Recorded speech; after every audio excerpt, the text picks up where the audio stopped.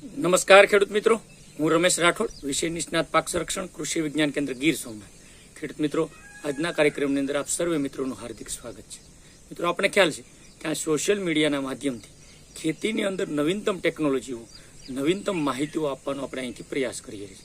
અને આ પ્રયાસના ફલશ્રુતિ સ્વરૂપે, આ પ્રયાસના ભાગરૂપે ઘણા બધા ખેડૂત મિત્રોએ પોતાના ખેતરમાં કરેલા અનુભવો અને કરેલા અખતરાઓના આધારે ઘણા ખૂબ સારા પરિણામો પણ મળે છે. તો મિત્રો, એ જ ક્રમની અંદર ચોમાસુ ઋતુના ઘણા બધા પાકોનું વાવેતર આપણે કરતા હોઈએ છીએ. અને એ પાકોની અંદર જે આપણા માટે ખૂબ મહત્વનો અને અગત્યનો પાક ગણાય અને જેને તેલીબિયા વર્ગનો રાજા કહેવામાં આવે, એટલે મગફળીનો પાક. આપણે ખ્યાલ છે કે મગફળીના પાકનું વાવેતર ખૂબ મોટા વિસ્તારમાં થાય. ગુજરાતના ઘણા બધા ભાગો, એમાં ખાસ કરીને સૌરાષ્ટ્ર અને ઉત્તર ગુજરાતના મોટાભાગના જિલ્લાઓની અંદર ખાસ મગફળીનું વાવેતર થતું હોય. અને ગુજરાતની અંદર દર વર્ષે લગભગ અંદાજિત 20 લાખ હેક્ટર કરતાં વધારે વાવેતર આ પાકનું થતું હોય. એટલે આ પાકની અંદર વધારે ઉત્પાદન લેવા માટે શરૂઆતથી કઈ કાળજીઓ રાખવી છે એ પણ ખૂબ મહત્વનું છે. અગાઉના વિડીયોની અંદર ખાતર વ્યવસ્થાપનની વાત હોય, બિયારણ અને બીજ માવજતની વાત હોય, એની અંદર આવતા ફૂગને અટકાવવાની વાત હોય, એની ઘણી બધી વાતો કરી.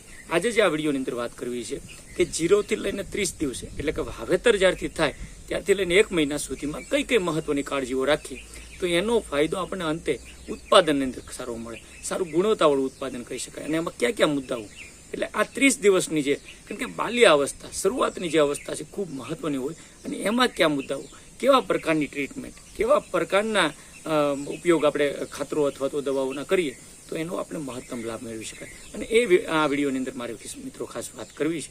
તો વિડીયોને પહેલાં તો પૂરેપૂરો જોઈજો.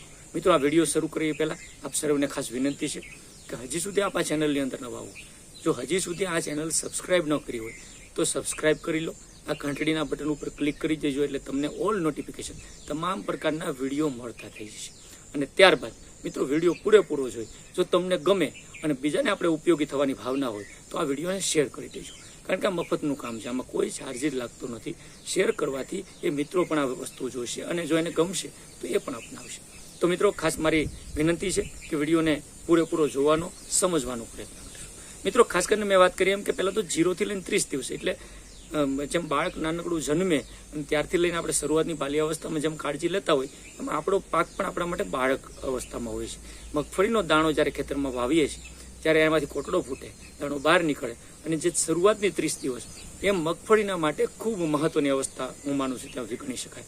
કારણ કે શરૂઆતની અવસ્થાએ સારી કેર, સારી ટ્રીટમેન્ટ, સારી માવજત, સારી તંદુરસ્તી એને આપશું તો એ આપણે ઉત્પાદનની અંદર ફાયદો કરશે. પહેલું કામ, મગફળીની અંદર અગાઉ પણ મેં વાત કરી, જે મિત્રોને વાવવાનું બાકી હોય, કારણ કે અત્યારે 2 અવસ્થા છે. એક જે શરૂઆતના માવઠાના વરસાદની અંદર અથવા તો પાણીની સગવડતા હતી ત્યાં વવાઈ ગયું છે, 1 મહિના ઉપરની મગફળી થઈ ગઈ છે. બીજા મિત્રો એવા છે કે જ્યાં છેલ્લા અઠવાડિયામાં પડેલા વરસાદે એને વાવણી લાયક વરસાદ થયો છે, એટલે વાવવાની તૈયારી કરે અથવા તો વાવવાનું શરૂઆત છે અથવા તો વાવી રહ્યા છે. તો 2 અવસ્થા છે. એટલે પહેલાં એ વાત કરી દઉં કે જેને વાવવાનું છે અથવા વાવવાની આપણે તૈયારી કરી રહ્યા છીએ. તો 0 થી 30 દિવસની અંદર પહેલી કાળજી આવે, સારી ગુણવત્તાનું બિયારણ સિલેક્ટ કરીએ, બિયારણનો ઉગાવો ચેક કરી લઈએ. વાવતા પહેલાં ચોક્કસ ત્યાં 10 કે 20 દાણા વાવી અને ઉગાવો ચેક કરો, કારણ કે મોંઘા ભાવનું બિયારણ હોય, ઘણી વખત ઉગાવો જો પૂરો ન મળે તો ખેતરમાં નાખ્યા પછી આપણે ઘણું બધું નુકસાન થતું, એટલે ઉગાવો ચેક કરીને વાવવાનો પ્રયત્ન કરીએ. બીજું, એને બીજ માવજત આપી દઈએ. જે મિત્રોને ફૂગના પ્રશ્નો છે ત્યાં હું વારંવાર કહું છું, સારી ફૂગનાશક દવા કાર્બેન્ડાઝિમ પ્લસ મેન્કોજેબ અથવા તો કાર્બોક્સિન 37.5% પ્લસ થાયરીમ 37.5%ના કોમ્બિનેશનવાળી દવા 1 કિલો બિયારણની અંદર 2.5 થી 3 ગ્રામ લેખે પટ આપીને વાવેતર કરીએ. જ્યાં મુંડાના પ્રશ્નો છે એના માટે થાયોમિથોક્ઝામ 30% FS અથવા તો ઇમિડાક્લોપિડ પ્લસ ફિપ્રોનિનના મિશ્રણવાળી દવાનો પટ આપી અને વાવેતર કરવાનો પ્રયત્ન કરીએ તો એના મુંડા અથવા જે વ્હાઇટ ગ્રેપ કહીએ એના નિયંત્રણ મળી શકશે. ત્રીજી, ઘણા બધા મિત્રો ખાસ કરીને પૂછતા હોય છે જૈવિક ખાતર, રાઇઝોબિયમ જેવા કલ્ચર અથવા તો NPK કોન્સોર્ટિયાનો પણ પટ આપીને વાવેતર, એટલે વારાફરતી 3 ફૂગનાશક, જંતુનાશક અને રાઇઝોબિયમનો પટ આપીને વાવેતર કરીએ. આ પાયાની શરૂઆતની અવસ્થાની વાત કરું. બીજો મુદ્દો મહત્વનો આવે ખાતર. અગાઉ પણ મેં કીધા છે, single super phosphate, ammonium sulphate અને મ્યુરેટ ઓફ પોટાશ, આ 3 ખાતરોનું સિલેક્શન ખાસ કરીને મગફળીમાં કરવું જોઈએ. શું સારા પરિણામો મળે અને પાયાના ખાતર તરીકે વાવવાના. હવે વાત કરીએ મિત્રો, મગફળી વાવીએ છીએ એટલે મગફળી આપણે વાવી દઈએ તો એની અંદર એરડીનો ખોળ નાખવાનો ખાસ મિત્રો પ્રયત્ન કરીએ. એરડીનો ખોળ નાખવાથી પણ ઘણા બધા ફાયદા થાય છે. મગફળી તમે જે વાવો છો, એટલે જ્યાંથી 0 થી 30 દિવસની કાળજીની વાત કરું છું, મગફળી વાવી દઈએ, મગફળી આપણી કમ્પ્લીટ ઉગી જાય, શરૂઆતની ઉગ્યા પછીના જે 10 થી 15 કે 20 દિવસ ની અવસ્થા છે તરત જ એને પહેલા તો નિંદામણ મુક્ત રાખવાનો પ્રયત્ન કરીએ. આ પહેલી જે 30 દિવસની અવસ્થા છે એમાં નિંદામણ મુક્ત રાખીએ, આંતરખેડ કરીએ, વરાપનો ટાઈમ મળે હાથથી નિંદામણ કરીએ. અને જો એવું લાગે નિંદામણનો ખૂબ પ્રશ્ન ગંભીર હોય તો એના માટે રાસાયણિક ખાસ કરીને નિંદામણ નાશક દવાઓનો પણ ઉપયોગ કરીએ. એમાં પ્રી ઇમર્જન્સ તરીકે જ્યારે વાવી દઈએ તરત જ 24 કલાકની અંદર પેન્ડીમિથાલિનનો આપણે ઉપયોગ કરી શકાય. અને વાવેતર પછીના ખાસ કરીને સમયમાં એટલે 30 દિવસ 22 થી 30 દિવસના ગાળાની અંદર પણ આપણે નિંદામણ નાશક દવા ઉપયોગ કરીએ. પણ નિંદામણ નાશક દવા ત્યારે જ ઉપયોગ કરીએ કે આપણને એવું લાગે કે હાથથી નિંદામણ શક્ય નથી, વરસાદની હેલી છે, તો જ આપણે નિંદામણ નાશક દવાઓ વાપરીએ. ક્વિઝાલોફોપિથાઇલવાની અંદર ખાસ કરીને વાપરી શકાય, ઇમિઝેથા પાયર એની અંદર મિત્રો ઉપયોગ કરી શકાય. તો આવી દવાઓનો ખાસ કરીને ઉપયોગ કરીને નિંદામણ કંટ્રોલ કરવાનું છે. એટલે 30 દિવસની કાળજીમાં આ એક મહત્વનો ભાગ આવે. હવે મોટા ભાગના મિત્રોને પ્રશ્ન એવો હોય છે કે આ શરૂઆતની જે 30 દિવસ છે એની અંદર ફૂગના પ્રશ્નો આવતા હોય, જેને આપણે ઉગસુગનો રોગ કહીએ, એટલે કે કોલાર રોટનો કાળી ફૂગનો રોગ. છોડ ઉપાડો અને શરૂઆતના 15-20 દિવસના છોડની અંદર કાળી ફૂગ નીચે લાગી જતી હોય, છોડ મુરઝાઈ જતો હોય, મરી જતો હોય. પાછલી અવસ્થાએ સફેદ ફૂગ. એટલે આ બે ફૂગના નિયંત્રણ માટે હજી હું કહું છું, અગાઉના વિડીયોમાં પણ વાત કરી હતી, તમારી મગફળી 15-20 દિવસની થાય, જમીનમાં પૂરો ભેજ હોય ત્યારે 1 વીઘા દીઠ 16 ગુઠાના વીઘામાં 1 કિલો ટ્રાઇકોડર્મા અને 500 ગ્રામ સ્યુડોમોનાસ ફ્લુરોસન્સ આ બંનેને મિક્સ કરી એરડીના ખોળ, છાણિયા ખાતર કે ઓર્ગેનિક મેટર સાથે મિક્સ કરી સાંજના સમયે તડકો ન હોય, ગરમીનું પ્રમાણ ન હોય, ત્યારે જમીનમાં પૂરો ભેજ હોય ત્યારે આ બંને ટ્રાઇકોડર્મા સ્યુડોમોનાસને બહારની અંદર વેરી દઈએ અથવા ઉડાડી દઈએ. પણ પૂરો ભેજ હોય ત્યારે ચોક્કસથી પાછળની જે મહિના દિવસે આપણને પ્રોબ્લેમ આવે છે એ આપણે સોલ્વ કરી શકશું. અને આ 15-20 દિવસે જ ટ્રીટમેન્ટ કરી લેવાની છે. હવે મિત્રોને ઘણા બધા મિત્રોને પ્રશ્ન 30 દિવસની અંદર ખાસ કરીને એ આવતો હોય, મગફળીના છોડવાનો વિકાસ ઘણી વખત રૂંધાતો હોય, ઘણી વખત છોડ પીળા પડતા હોય, કિનારીઓ પીળી પડતી હોય. એટલે આ બધી જે સમસ્યાઓ છે એ સમસ્યાઓની અંદર ખાસ કરીને ઘણી વખત સતત વરસાદવાળું વાતાવરણ હોય અથવા આપણે ઘણા કોરડું પાઈને વાવેતર કર્યું પાછા ઉપરથી વરસાદ થયો હોય, તો આ જે સમસ્યા છે એના નિરાકરણ માટે મિત્રો પહેલો ડોઝ ઉપરથી જે હવે છંટકાવની શરૂઆત આપણે પંપની અંદર કરીએ છીએ એની અંદર હું વારંવાર કહું છું કે વોટર સોલ્યુબલ ખાતરો, પાણી દ્રાવ્ય ખાતરો ખૂબ મહત્વનો રોલ ભજવે છે. બીજા ખાતરોની સમયાંતરે વાત કરીશું, પણ પહેલો ડોઝની અંદર 19-19-19 આપણી મગફળી 25 દિવસની આજુબાજુની થાય એટલે 19-19-19 ફોટોગ્રાફ સાથે અહીંયા બતાવું છું. ઇફકો, સરદાર અથવા તો સારી બ્રાન્ડેડ કંપનીનું લઈ અને એક પંપની અંદર 100 ગ્રામ સારી રીતે ઓગાળી અને એની અંદર ઇફકો કંપનીનું સાગરિકા એટલે સીવીડ એક્સટ્રેક્ટ. આની અંદર આ બોટલનો પણ ફોટો મિત્રો સાગરિકાનો ખાસ બતાવું છું તમને, એટલા માટે હું આગ્રહનો વધારે રાખું છું કે સાગરિકા એક સીવીડ એક્સટ્રેક્ટ છે અને એની અંદર લગભગ 10 થી 11 પ્રકારના તત્વો, જેને કહેવાય સૂક્ષ્મ તત્વો પણ એની અંદર આવેલા છે.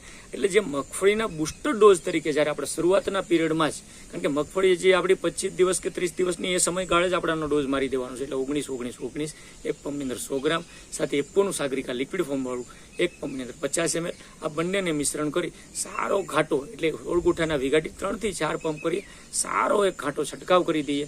મિત્રો ચોક્કસથી કહું છું 5-7 દિવસની અંદર તમારી મગફળીની રોનક ફરી જશે. આ બધું રાપના સમયમાં, એટલે કે જે વરસાદનો હેવી પીરિયડ પૂરો થઈ ગયો હોય પછી કરીએ. જે મિત્રોને કોવડાની મગફળી છે, આગોતરી મગફળી છે, એ મિત્રો પણ અત્યારે 30 દિવસની હોય તો કરી જ નાખે. જેને વાવવાનું પ્લાનિંગ છે અથવા વાવી છે એને થોડીક રાહ જોઈ અને આ પ્લાનિંગમાં લઈ અને આ પ્રમાણેનો ડોઝ એક મિત્રો ખાસ કરીને 19-19 અને સાગરિકાનો મારવો જોઈએ. તો આ જે મહત્વની વાત છે. અત્યારે હજી કોઈ પણ જીવાત અને ઈયળના એટેકની શરૂઆત આમ તો માનીએ ત્યાં સુધી 25-30 દિવસમાં હોતી નથી, પરંતુ આ જે ડોઝ તમે મારી દેશો એટલે એને એક જુસ્સો મળી જશે, એક તાકાત મળશે. અને જે મિત્રોએ એક અગત્યની વાત એ પણ છે કે જે મિત્રોએ પાયાના ખાતરો વાવ્યા નથી, કોઈ પ્રકારના ખાતર વગર જ મગફળી વાવી દીધી છે, એના માટે પણ મહત્વની વાત એ છે કે એને પણ ખાતરો સ્વરૂપે ખાસ કરીને single super phosphate, ammonium sulphate અને મ્યુરેટ ઓફ પોટાશ પણ આ પ્રકારના ખાતરો દઈ શકાય. આના સિવાયના કોઈ ખાતરો સિલેક્ટ કરતા હોય તો મિત્રો એના માટે સલ્ફર, ખાસ કરીને ફાડા સલ્ફર અથવા તો સલ્ફર જે તત્વ આપણે કહીએ 90% ફોર્મમાં આવતું હોય એ સલ્ફર પણ આના માટે ખૂબ મહત્વનું છે, કારણ કે આ તેલીબિયા વર્ગનો પાક છે. તો તેલની ટકાવારી અને ગુણવત્તા, વજન વધારવા માટે, ઉતારો વધારવા માટે આ ખાસ એક મિત્રો કાળજી લેવી જરૂરી છે અને એ પ્રમાણે આપણે આનું આયોજન ખાસ કરીને કરવું જોઈએ.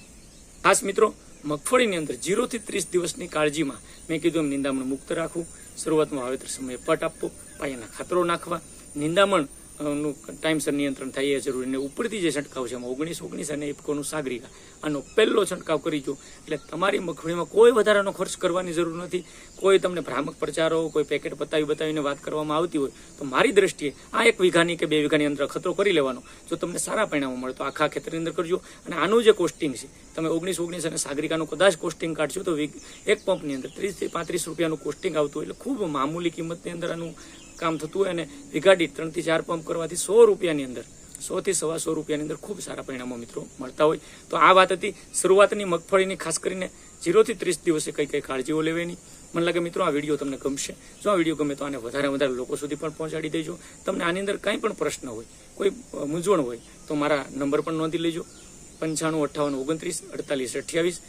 95 58 29 48 આ નંબર ઉપર કોલ અથવા તો વોટ્સએપ કરીને પણ માહિતી મેળવી શકશો. આજના વિડીયોની અંદર એટલું જ. ફરી પાછા મળશું નવા વિષય સાથે, નવી માહિતી સાથે. ત્યાં સુધી મને રજા આપશો. આપ સર્વે મિત્રોનો ખૂબ ખૂબ આભાર. ધન્યવાદ.